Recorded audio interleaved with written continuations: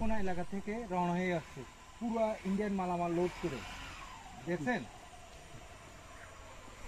এই মালামাল মধ্যে আছে জিরা আছে, পন্ডস পাউডার আছে, তারপরে আর কি কি যেন মালামাল যেন আছে। পুরো আমাদের বড়গুনা এলাকা থেকে আসছে, সীমান্ত এলাকা থেকে লোড দিচ্ছে। এই যে পিক আপ আছে, মাঝারি পিক আপ, ওই নাম্বার হচ্ছে ঢাকা মেট্রো 53-34-10।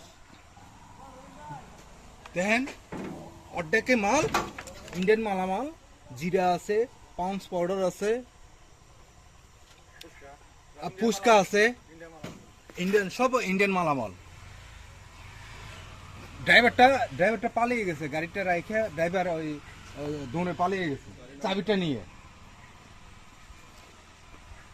দেখেন মাঝারি সাইজের পিক আপ, এটা ডাইরেক্ট ওই ইয়ে যাবে, নেত্রকোনা যাবে। আমরা যদি ধরতে না পারলে ওই নেত্রকোনা চলে যেত ওই গাড়িটা।